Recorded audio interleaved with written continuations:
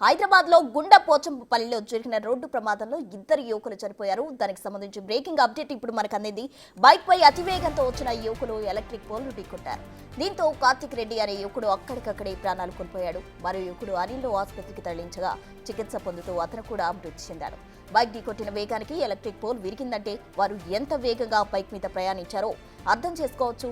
తెల్లవారుజామున 3 గంటలకు ఈ ప్రమాదం జరిగింది.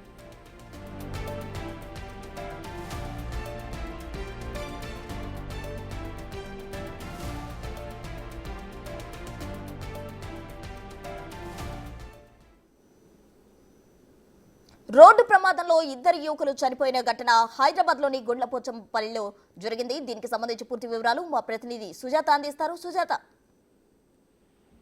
బైక్ మీద ప్రయాణిస్తున్నటువంటి ఇద్దరు యువకులు పేట్ బషీర్బాద్ పోలీస్ స్టేషన్ పరిధిలో గుండ్లపోచమ్మ పోలీస్ స్టేషన్ పరిధిలోనేటువంటి ఓవర్ స్పీడ్ వెళ్తున్నటువంటి రాయల్ ఎన్ఫీల్డ్ పోల్ కి ఢీకొట్టడంతో ఆ ఓవర్ స్పీడే కారణం అన్నట్లుగా కూడా పోలీసులు చెప్తున్నారు. తెల్లవారుజామున కావడంతో రోడ్లన్నీ ఖాళీగా ఉన్నటువంటి సమయంలోనే వీళ్ళు అతివేగంగా వస్తూ ఆ పోల్ ఉన్నటువంటి పోల్ ని ఢీకొట్టారు. అక్కడికక్కడే కూడా ఇద్దరు పడిపోయారు. అందులో ఒక వ్యక్తి మరణించగా మరొక వ్యక్తిని హాస్పిటల్ కి తీసుకెళ్లారు. హాస్పిటల్ కి తీసుకెళ్లే లోపే మృతి చెందినట్లు డాక్టర్లు అయితే మాత్రం నిర్ధారించారు.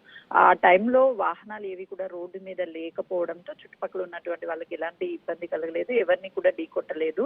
ఆ బ్రేక్ అనేది ఒక్కసారిగా ఫెయిల్యూర్ అవడం, అంటే ఓవర్ స్పీడ్ తో వెళ్తున్నప్పుడు బ్రేక్ కంట్రోల్ కాకపోవడంతోనే పోల్ ని ఢీకొట్టినట్లుగా కూడా ఇప్పటికైతే పోలీసులు అయితే మాత్రం ఆ ఇన్వెస్టిగేషన్ చేస్తున్నారు. మరోవైపు చూస్తున్నాము, ఈ రోజు జరిగినటువంటి ఘటనలో పలు చోట్ల ఓవర్ స్పీడ్ వెళ్తున్నటువంటి వాహనాలను ఎక్కడికక్కడ పోలీసులు కట్టడి చేస్తున్నప్పటికీ ఈ రోజే 2-3 వేరు ప్రాంతాలలో అయితే మాత్రం ఈ ప్రమాదాలు జరుగుతూనే ఉన్నాయి. అటు అందరిలో అవేర్నెస్ కల్పిస్తున్నప్పటికీ ఎక్కడికక్కడ కట్టడి చేసేందుకు వివిధ రకాల ప్లాట్ఫామ్ల నుంచి అవేర్నెస్